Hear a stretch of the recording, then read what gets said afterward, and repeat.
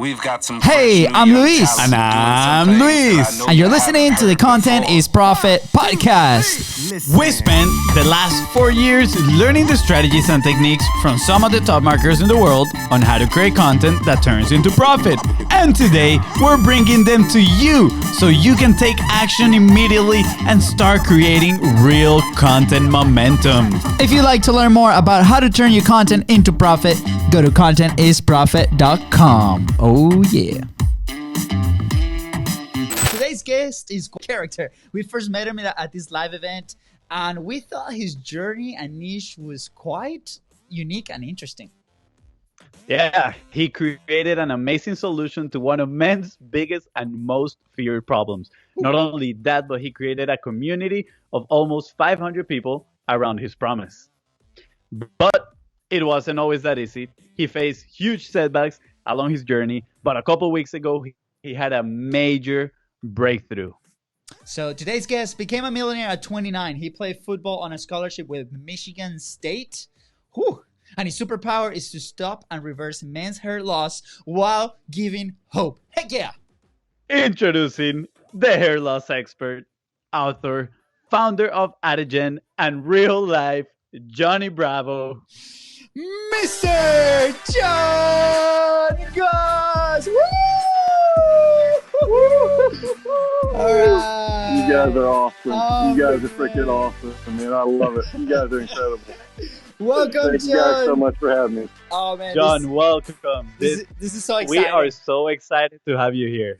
Bro, that's history in my book, bro. That's the best intro I've ever had in my entire life, man. You guys are killing it. I love it. Thank you guys so much for having me. Of course, man. It's such a pleasure because, you know, we met you, maybe a couple months ago. I can't even remember. It's like time flies, right? But I remember like seeing you on that event, and first off, you know, we're like, I'm 5'7" and you're like 7 feet tall, so I'm like, what's up, man, how you doing? And you were just so nice, man. You had like this super cool like leather jacket, and I'm like, what's up, like tell me your story, like what's up. So that's how we want to get started, right? Like who is John Goss, and like what are you doing now? And again, we're gonna explore this and get into it. Yeah, man. Well, first of all, I love what you guys are doing, man. I'm a huge fan of your show. I'm a huge fan of both of you guys. And I think it's super rare. You guys are in a really unique situation doing this together as brothers. And, dude, I just love watching your journey. So I'm humbled and honored to be on the show.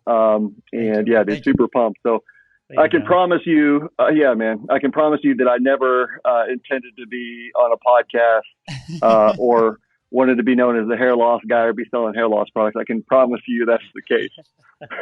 You're making it's such a cool thing though. Like you're providing a real solution, and you know, we'll get into this and obviously like what that roller coaster looks like. But yeah, sorry to interrupt. I'm just so excited. Oh, dude, it's a crazy, dude. It's even hard for me to kind of believe the journey that it's taken to get here and the journey that I've gone down to get here.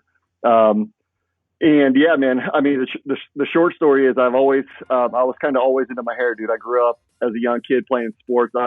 I tell the girls I was a quarterback in college, but the truth is I was a place kicker. So quarterback story goes over way better, by the way.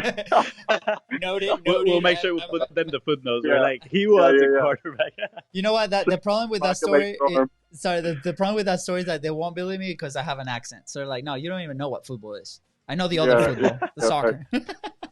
That's funny, man. So yeah, I played soccer growing up. That was like my main sport, and I was always into my hair. And so I had I had shoulder length hair. I had undercut. I had like a ponytail. And I was literally voted best hair my senior year in the high school yearbook, like Dude. Officially. Like I peaked too early. Oh my God, I love it. Yeah, bro. So, like my hair, I mean, it was part of my identity. It was like, and so I never thought I'd have to worry about hair loss because my grandfather on my mom's side, so my mom's dad, had the most beautiful, like thick black head of hair you've ever seen his entire life. And he was like known for his hair as well. I mean, the guy was, his 70s and just rocking this awesome hair. So I always heard growing up that that's who we get our hair genetics from, our grandfather on our maternal side. So I thought I was good. So I gave out a best hair in high school. I graduated high school, and literally like the day after graduation, that summer, I started noticing like and I didn't even want to believe it, to be honest with you. Like I didn't even accept the reality of what was happening. But I saw like my hair was thinning in like my temples. And it was like getting thinner and it was like receding. And I thought that I'm like, man, I wonder what's going on. This can't be hair loss. Like the thought of hair loss didn't even click in my mind because I thought for sure like I was bulletproof. Yeah. So fortunate to my mom and aunt are both compounding pharmacists. So this is 2001. I graduated high school in 2001. So the current FDA, the only two FDA approved solutions, 2001, and still currently the only two FDA approved solutions, and we'll get into that later. Yeah. Were Rogaine and Propecia. And these are the two FDA approved drugs. So I got on that right away. My mom and aunt are pharmacists. We have 3 medical doctors in the family. So I get on these two things. I'm using them religiously, and I keep losing my hair. And I'm like, how in the hell am I still losing my hair? I'm using the FDA, literally, this is the FDA approved solution to hair loss. What in the hell is going on? So, I mean, dude, that led down this crazy journey of trying every hair loss shampoo, every herb. I took oral minoxidil, off-label prescription drugs. And after college, I got into medical device sales, and I was doing pretty well financially, thankfully. So I had some resources to kind of explore. But I became obsessed. I was reading every research paper, every NCBI study, and so then I started traveling internationally. And through my research, I was seeing some things that were available internationally that weren't available in the United States because of the FDA. So I travel all over. I went to South Korea, to Germany. I went to all around the UK, Canada, China, all just trying to find a solution to my own problem. And through that journey, I thankfully found a solution to my hair loss. But I was also exposed, and I became aware of what's really going on in the hair loss industry. And that was like super frightening and crazy to find out. So yeah, man, since then I've spent the last 8 years, and I mean, close to $1 million now of my own money trying to bring this to market. And that's a whole journey in itself because it's been the most challenging, crazy.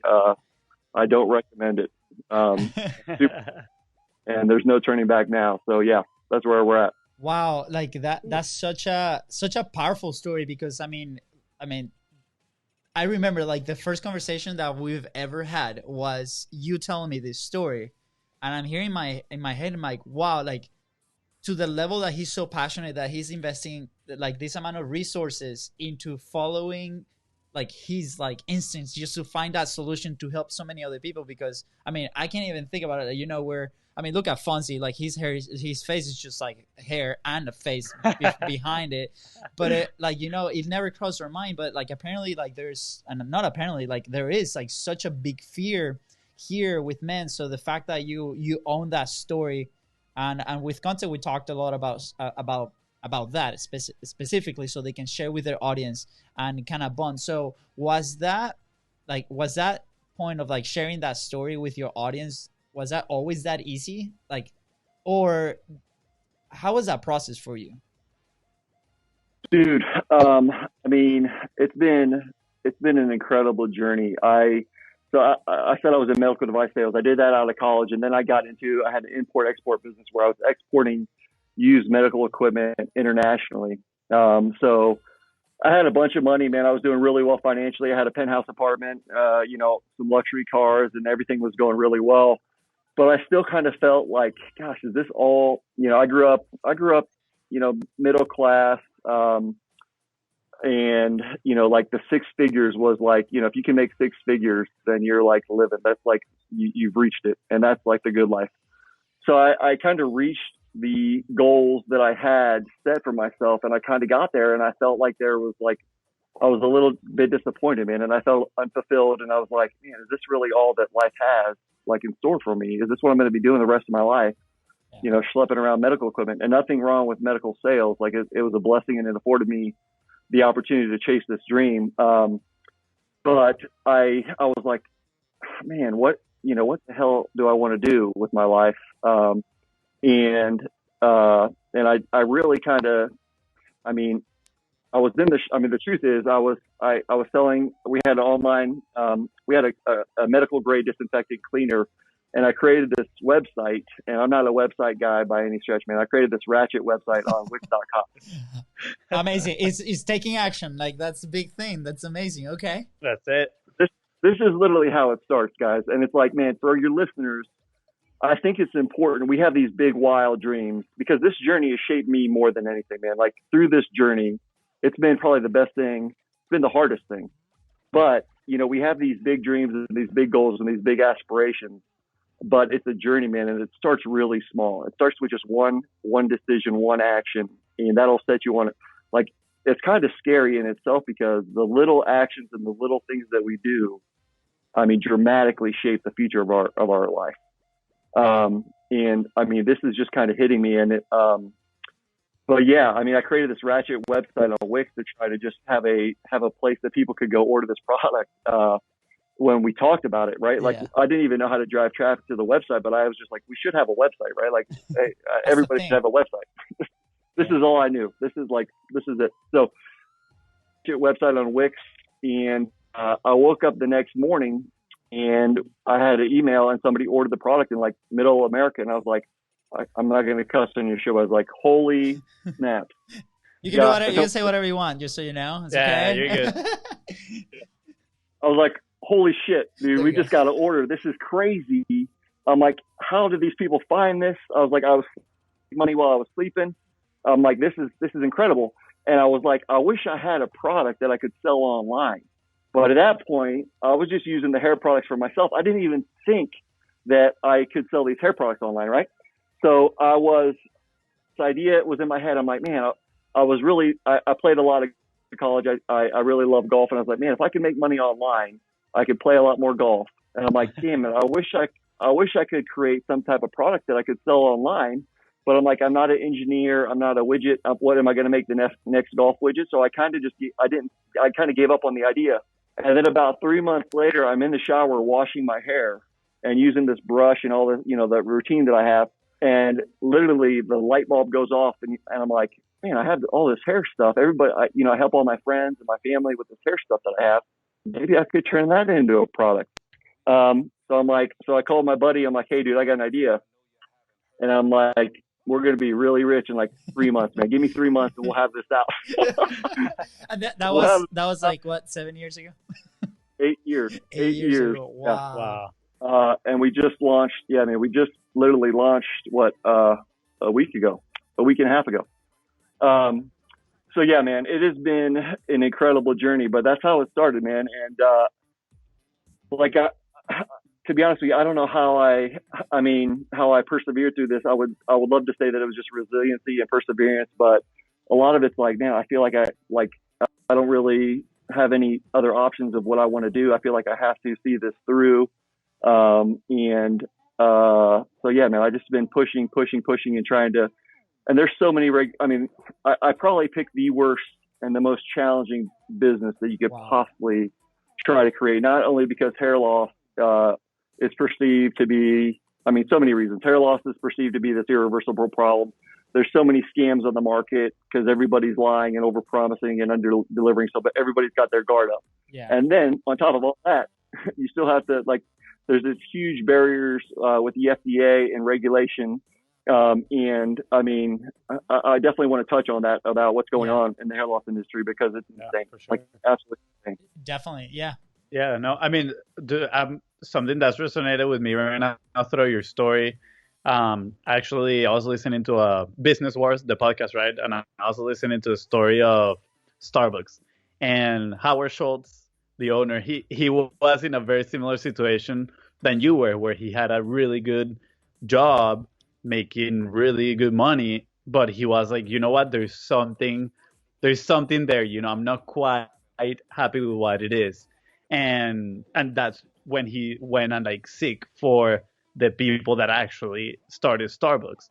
And that kind of reminds me of you, because you weren't happy as well. You're like, there must be something else out there, right? And then you said that you became obsessed. You became obsessed with finding the solution, but it wasn't at first to bringing it to everybody, but it was for yourself. You're like, you know what? I need to find this solution. And somewhere along the road, you found out that it's like, wow, I can actually help a lot of people with what I'm doing. And I mean, honestly, I love the story of the Ratchet website too, because you know how and I think it's that first sale that it changes people's belief, right? Yeah. And it changed people's belief on saying, wow, like I can make this happen. I can actually make this work. And I think it not only changes belief for you, but then it changes the belief of the people that are buying from you, and in a lot of sense. So it's kind of like a awesome ripple effect that you have been created through your life. Yeah. Absolutely, bro. Yeah, and it's I admire you guys, and your listeners are very fortunate because what you just said, like, it's belief. It's belief. It's our belief system. And, you know, some of the training that you and I have been exposed to, you know, what happens is we have an experience in our life, and then our subconscious mind creates a story around this experience, and that becomes a belief. And we repeat that story over and over, and we get in the, you know, we develop a belief system. And I don't care who it is, we all have limited and false beliefs, including myself, including you guys. And I've learned a ton through this journey. But what's so cool, what you guys are doing, and the power of content, you guys are changing people's beliefs, but like through content and through what you guys are doing on your podcast and technology. I mean, we live in such an amazing time because like this is how we're able to communicate. We're able to share our stories, and we're able to collaborate with different people to move the human race forward and to change beliefs and mindsets, because what I have realized is that is the foundation to everything. It's our mindset and it's our belief. No, I agree.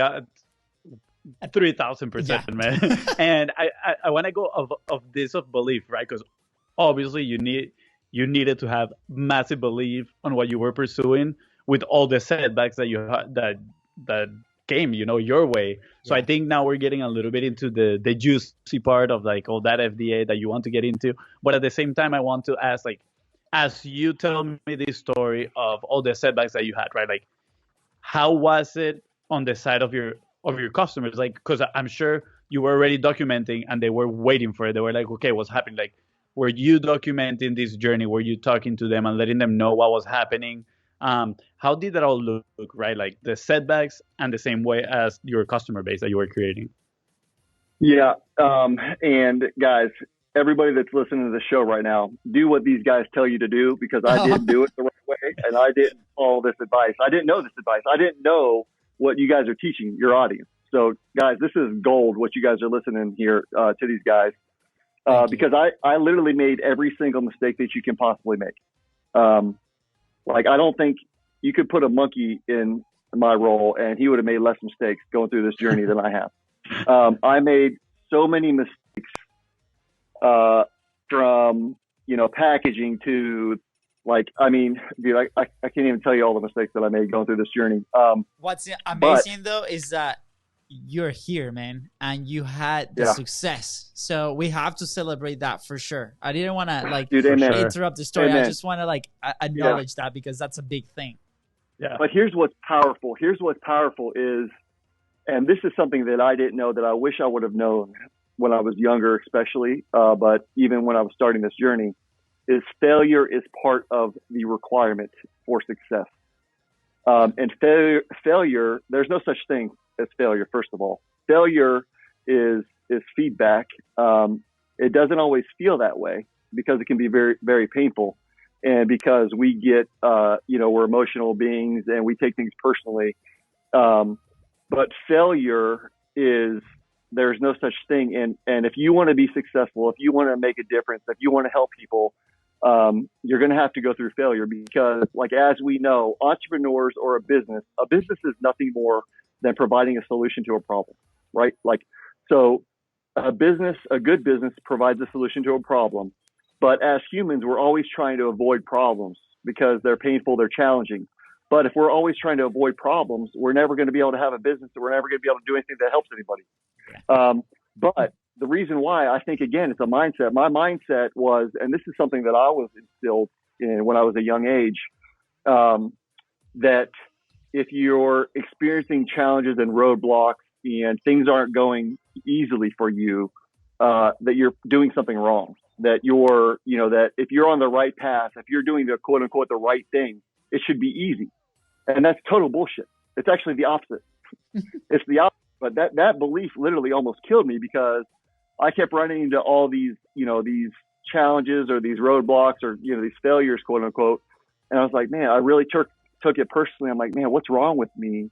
Why can't I succeed? Why, what am I doing wrong? Is God mad at me? Is like the universe mad at me? Like what am I doing wrong personally that I'm experiencing all these challenges? When in fact, had I known, now looking back, I wish I could go back and tell myself, like, when you see fear or failure or challenges, that's the direction to go. That's where you push into. And that's literally like a barometer. It's like a lighthouse where you're afraid, where you're procrastinating, where you're afraid to go do something. That is the direction to go, because that's where the pot of gold is. That's where you can make a difference at. Yeah. So I think that's super important to know. And that's something that I learned, again, the hard way going through this journey, but super, super important. Dude, that's amazing. Thank you for bringing that point, because obviously you've lived that experience with the entire business. That right? There's so many problems that came your way, and you just like punch through them and continue on. Like Ryan Holiday says, the obstacle is the way.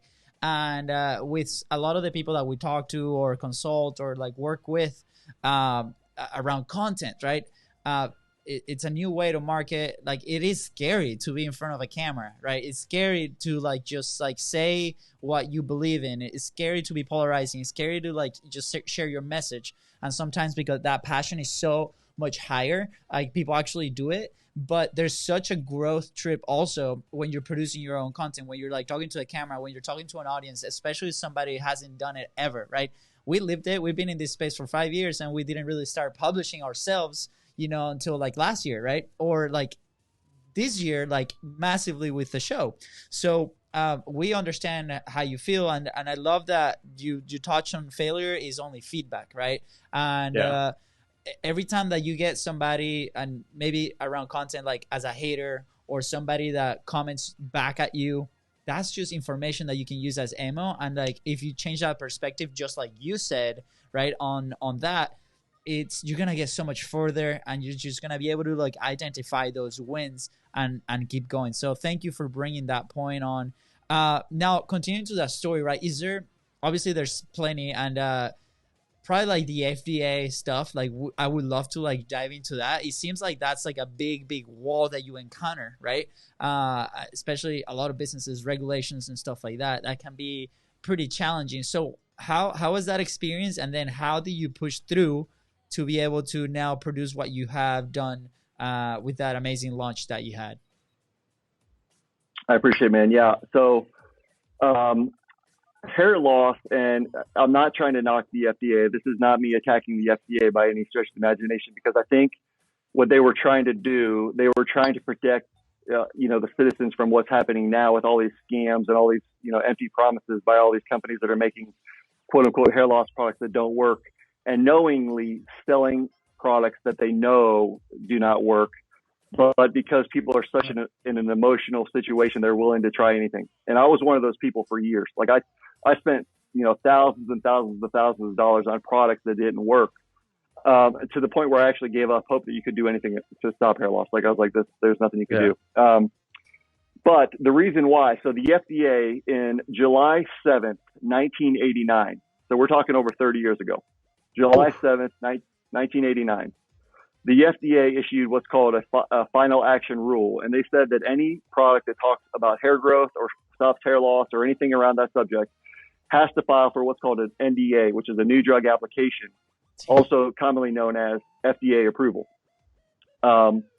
So the challenge and the problem with that is, on average, Tufts, which is a university that specializes in FDA legislation, they just released a study last year that showed the average cost of FDA approval is for a new drug application is $2.5 billion. Billion? 2.5 billion with a B, right? Oh, wow. So, but it gets worse. It gets worse. So think of all the companies that we use today. I'm on a Mac right now. So Apple, Uber, Microsoft, Google, Facebook, like these companies that have literally changed the world, right? Like that have pushed the human race farther forward than any other of these companies. Dude, they started in dorms and garages. Yeah. Innovation initially starts at a very small level by people that are extremely passionate to solve a problem or create some type of new technology. So $2.5 billion, that just totally wipes out any innovation on a small, right? Like who can afford $2.5 billion? Yeah. 2.5 million is it's already a challenge. Amount of money. Yeah. Multiply that by 1,000, 2.5 billion. Yeah. So that's the issue. However, there are companies like big pharmaceutical companies that would be happily invest $2.5 billion if they had the next cure for hair loss, because the hair loss industry in the U.S. alone averages $5 billion annually. So the market's there, the demand's there. People they could get a return on that investment. However, to get a return on their investment, they would need some type of protection for their intellectual property, right? They would need a patent, and through the FDA, that's known as a patent. Well, the problem is you can only get a patent if it's a completely new drug chemistry. So it can't be anything that's already been out. It can't have been studied to show any benefit in the lab. It can't have been shown promise in hair loss in the past. And it can't be anything that's natural. And it cannot be a combination of any of the above. So there is literally that is zero. It's insane. It's absolutely insane. There's $0 and there's zero research and development going into the hair loss industry. And this is why. I mean, guys, think if we were using the same surgical and like the same cancer treatments from 30 years ago. I mean, think if we were using the same technology, we wouldn't even be able to do this. You know what I mean? The internet didn't. Of course. This is before the internet even existed. This is 10 years before Steve Jobs launched the first iPhone. So this is the stuff that we're dealing with, which is just absolutely insane. Wow. So I see it as a huge problem, but there's a huge opportunity, but it's a huge challenge as well. So I've consulted. I hired our legal counsel she graduated magna cum laude from Harvard, and she specializes in FDA law. And she says, John, this is a terrible idea. Let's continue. This is a terrible idea, what you're trying to do here. Like you're going against huge roadblocks and big business. And I had a call with Pfizer. Actually, Pfizer reached out to me. Pfizer, one of the largest drug manufacturers in the world. Yeah. They're worth billions of dollars. So Pfizer, I get a call from Pfizer. I'm just like, holy shit, dude, I got a call with Pfizer. It's crazy. And they reached out to me and they were interested in our topical formula, and they were interested in, potentially manufacturing for us. Wow. So I told them, I'm like, well, guys, this is what's going on. And they're like, we can't touch that because you have mixed ingredients, natural ingredients. And you'd have to, technically be FDA approved for that topical solution. So we can't manufacture it for you. So it just goes to show, it's so frustrating. It's unbelievably frustrating because the current situation and the current hair loss industry is keeping people it's an emotional thing. When you're starting to lose your hair, you feel like, dude, I felt like I was losing my masculinity. I felt like I was losing my sex appeal. I remember being 20 years old and my 21st birthday was coming up in 6 months. And everybody thinks about going out and partying and having a date just on your 21st social, birthday. yeah. I was afraid I'm going to be able to get a date because I'm losing my hair. Yeah. So dude, it's an emotional thing, man. And from reaching out and talking to a lot of people and now having this community of people that can, it's a private community where people can go in there and share. It's incredible the emotional impact that this is happening. And hair loss is a disease. It's dis-ease. It's a disease just like cardiovascular disease, which, by the way, is the number one killer in America. Kills 650,000 people every year. But it's a restriction of blood flow to the heart muscle. So, your arteries get clogged by plaque. Your muscle that's pumping and working hard, it's a muscle. Your heart's a muscle, so it requires oxygen and nutrients, just like the rest of our organs. And it doesn't get the blood flow that it needs. So that part of the muscle that has the blockage that's not getting the blood flow, it actually dies. Same thing with the hair follicle. The hair follicle is getting blocked by DHT, which attaches to the hair follicle, and the blood flow is getting restricted, so your hair gets thinner and thinner and thinner until eventually your hair follicle will actually die. Wow. But it's treatable, it's preventable, it's reversible to a great extent. And millions of people are struggling with this, buying all this crap that's on the market that doesn't work. And I'm just like, dude, I don't know. I'm I'm going forward no matter what. Dude, like I'm going forward. This is so interesting to me and so inspiring at the same time. I mean, you did mention obviously that's a massive like undertaking, just like to go after, you know, that industry from like a place of passion too, and want to help people that are like on the same situation that you are, right? And we see a lot of entrepreneurs that pursue a dream, and you know they're faced with challenges obviously day in day out. But you know, I would like to like bring this to light to our listeners and help them see like this specific example as a big motivator to like keep going, because like it was 8 years that John tried this, and we'll come to like the end of those 8 years and what this means to you. But like you mentioned something on that story right here, that it was community, and I think that's a very important topic there, because obviously talking with content is like, okay, how do you normally what we connect content with profit? How do we make that connection, right? And that's what this show is all about. And a lot of people are like, okay, I'm building a community through content, building these relationships so I can provide a solution to them, right? And that solution obviously has a value and has a price, and we can go into this big time. But community is always a big part of it, because if people don't trust you, you don't create those quality points of contact with them, you're never going to be able to help them because they don't trust you. So can you talk a little bit more about that community that you've built? And how does it, like, what role does it play in your business and even personally, right? Yeah, man, it's super humbling to see, and it speaks to the power of content. And for your listeners, like you said, it is, at the end of the day, it's about solving a problem. But people truly don't care what you have to say unless they know how much you care, right? They don't care what you know unless they believe that you actually care and that you're really providing a solution for them. So first and foremost, I think it's important. You know, I think everybody wants to start a business. You know, I see a lot of people in the space that they're so passionate. They want to, you know, create a business. They want to make money. They want to be an entrepreneur, but they don't have a solution to a problem per se. And I think it's, you know, first and foremost, like, everybody has something of value. Everybody has gone through challenges and problems. And through through content, being able to communicate what your story has been, and letting people really see behind the curtain. And it's a really unique situation for me, because so we have this group, Hair Loss Secrets. It's a private Facebook group that, you know, I think we have now like 400 and some members. Yeah, you're almost at 500. We checked like right before the show, and I thought it was amazing. Dude, it's crazy. Yeah, it's crazy. It's insane. But it is the most passionate. It blows my mind, dude. Like, I'm in this group and I'm seeing these people comment, and I'm seeing how passionate they are about this. And I'm just like, how in the world did this happen? And I'm like, especially in the hair loss industry where everybody has their guard up, and everybody is so wary of scams and people that are, you know, dishonest and taking advantage of them. And I think it's because I'm really just trying to be very transparent. I'm intentionally trying to be very, very transparent, just like I'm having a conversation with you guys. Yeah.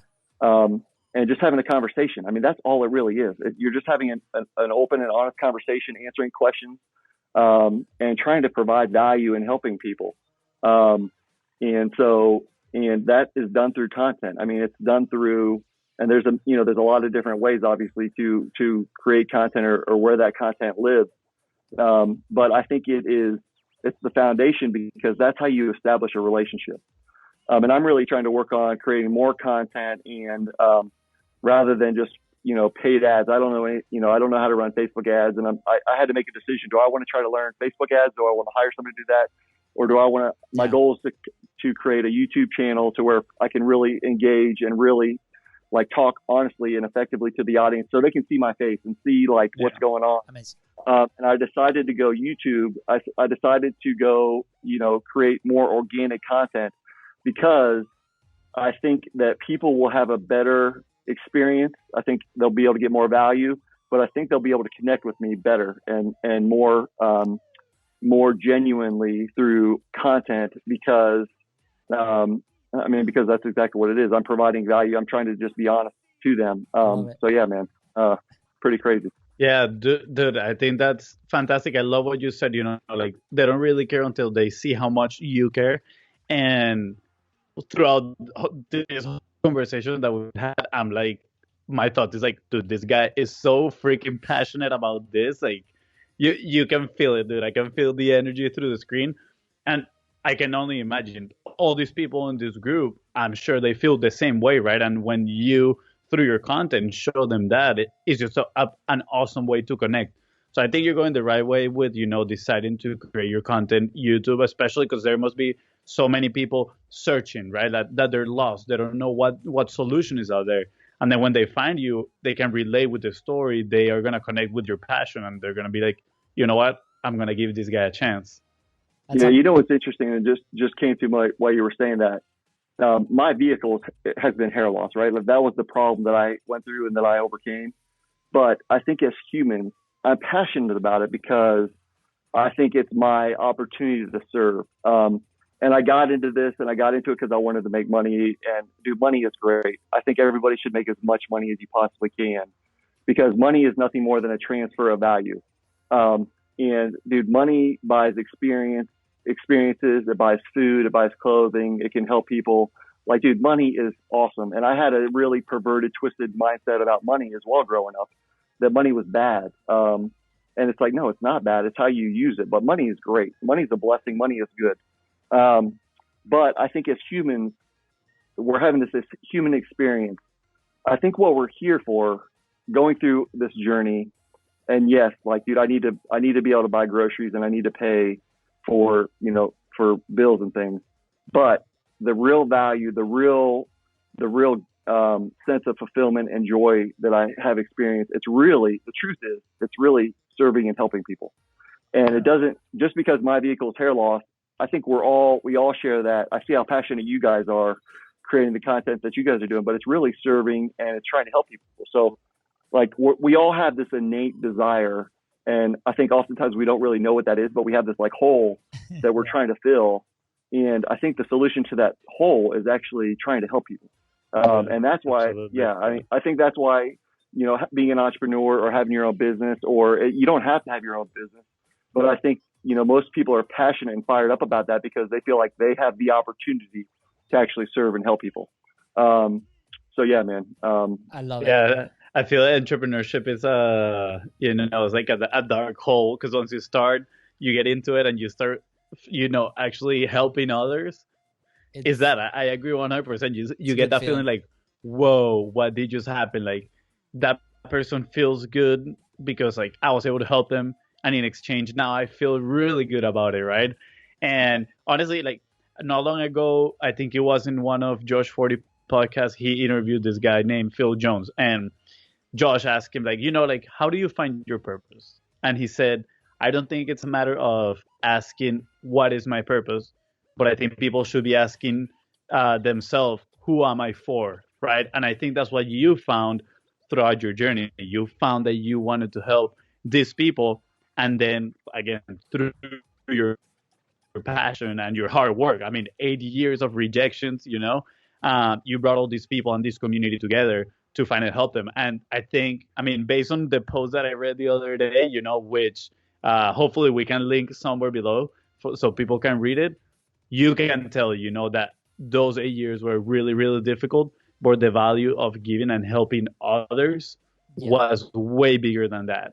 That message was just so clearly transmitted in that post out. I was like, man, I want to cry here when I was reading it. It was awesome. I love it. Yeah, I was tearing up writing it, man, to be honest with you. And it's so awesome that you were able to kind of put that out and be vulnerable. That's another of the big topics that we've shared in the show with a lot of people, right? Last week too, or this week with like Nate and Marley, that was a big topic where we talk, okay, it's not easy, right, to be vulnerable, but at the same time, look at the support that you got. Like as soon as you started being you and be like, hey, this is the thing that I want to share with the world, you attracted all those people. And I think that's one of the biggest fears when it comes to creating content in any form or shape, is like, I'm probably going to be rejected. And we had that same fear, and we went over it in a couple episodes. Yeah. I want to recap real quick before we actually get to like the end of these 8 years with this like massive success that you had over like 24 hours and counting, but you shared like the data of those 24 hours. But, you know, you talked about developing a belief system, you know, failures as feedback, which I thought it was amazing. As humans, you know, we're always trying to avoid problems. So how can we set our minds to actually go in and face those problems, right? We always connecting the content with the profit. That means money too. And I love what you said about money is a transfer of value, right? Like if you have something, a solution for that one person, it's not about convincing them to purchase, it's about helping them, it's about serving. And that's what you're doing with your own community, which is amazing. And then that whole that we all dive in, which is like, okay, we now understand this, we're helping everybody out. And then what Fonzie kind of mentioned, you know, who am I for? So I think you like got all those bases, and we thank you for sharing those stories and your experience. And then I want to kind of end it with like, obviously what caught our attention is like, we've seen you work so hard, and the fact that in 24 hours, I think you saw almost 30 grand in like that one day, which was like, I bet it was such a big relief. And for many people out there, maybe some listeners or, you know, maybe internet markets, that's just like the drop, a little drop in the pond. But that's an amazing undertaking. That's more money than people can make in a year in some cases. And the best part of all is that you are helping so many other people with your solution, with like the thing that you created. How does that feel? Bro, I can't even tell you, man, how good it felt that day. It felt good, and it felt like, dude, it felt like I took a breath of oxygen, or just like I breathed for the first time in 8 years, because like, dude, it felt like it was validation that I'm not a crazy person, that I was like, because dude, you start to wonder after all these challenges and all these issues and all these like delays and roadblocks, like, man, is this ever going to happen? You know, like what the hell am I doing with my life? I used to be successful. I used to, you know, make money, and now it's like, I had this idea, and I'm like, I'm crazy. I'm a crazy person. So the fact that came through, I was just like, dude, have you guys seen the movie Pursuit of Happiness? Yep. Big time. With Will Smith. Yep. When he walks down the stairs after he gets the job, that's what it felt like, bro. Like, wow. That's exactly the feelings that I had. And we're just getting started, man. Like, we got a long way to go. And by no means do I want your listeners to feel like I think that I have it all figured out, because, dude, I'm right in it with all you guys doing the same thing. I mean, it's, that's the other thing. I think, you know, I used to think you get to this destination and then it's like everything's easy from then on out. And I think it's about continuously growth and challenges, and it doesn't, I mean, like, we still got a long way to go. I have a lot to learn, and I'm just trying to serve to the best of my ability. And I believe the rest, you know, will take care of itself. But it's a constant journey, but it's a rewarding journey, and it's worth it. Love it. Yeah, dude, thank you for those words. I'm sure our listeners are gonna find that super valuable. And thank you for being super humble, and not only that, but like vulnerable, sharing all this information and your stories. Because again, I think that if I want someone to take something of this, like how relentless you were all these years of failure, you know, setbacks after setback after setback, you still kept trying, found who you want to serve, you know, how you want to make an impact here, and you didn't quit, and it finally is giving results. And honestly, like this last part that you were talking, like, I can feel it again. You know, I can feel that energy and that vulnerability and how grateful you are for those 8 years of setbacks and everything that happened to you, because like it made you who you are right now. Well, dude, even, you know, it would be nice to say that I just had this incredible strength to go through this, but dude, we all lose faith. We're all going to lose faith in ourselves. We're all going to lose hope. We're all going to doubt ourselves. And even when you lose hope, you just got to keep going. And it's like, if you're in that situation now that you're like, you know, I don't know what I'm going to do. I can't do this. I'm not smart enough. There's something wrong with me. I have, you know, whatever. It's like, I had every excuse and every challenge that like, you can really, a lot of challenges. And I used to hold those as like personal. I used to carry those around, that there was something wrong with me, that I could not, that I was not qualified to be successful.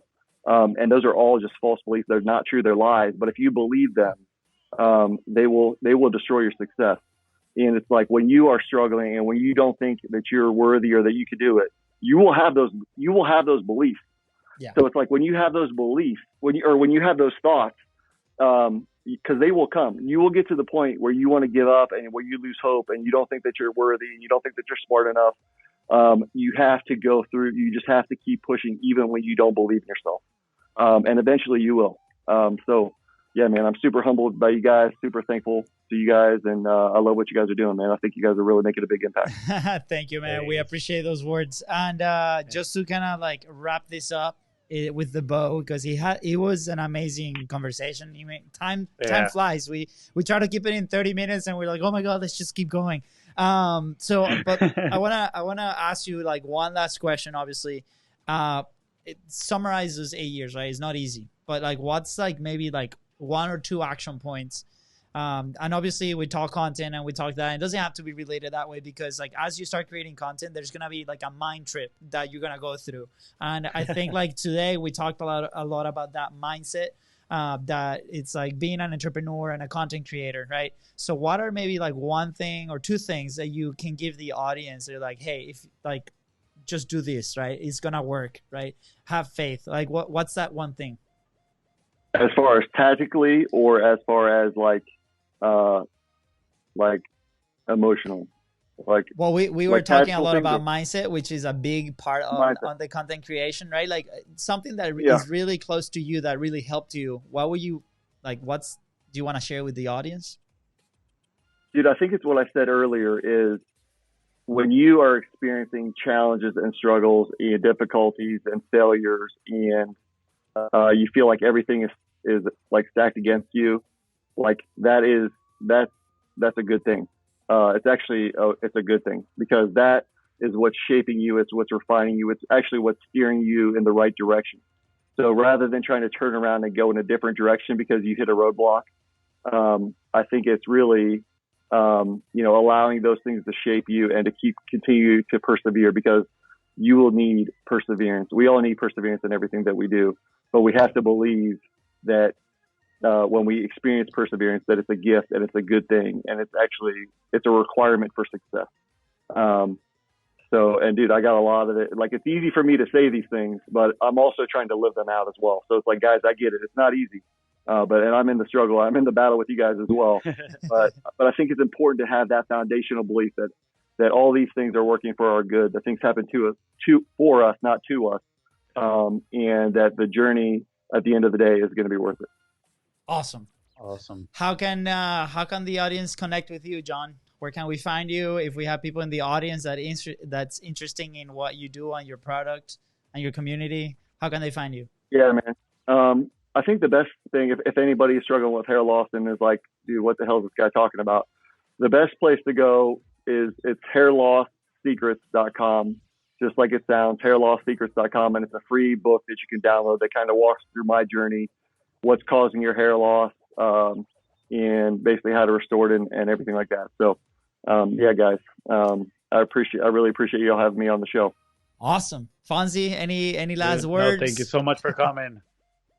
No, thanks, I mean, I'm humbled that you graced us with your presence and your stories. It's my honor. It's my honor, man. It was fantastic. And I mean, I'm sure we'll see each other again at a live event and we'll hang out. So I look forward to it, guys. I really look forward to it.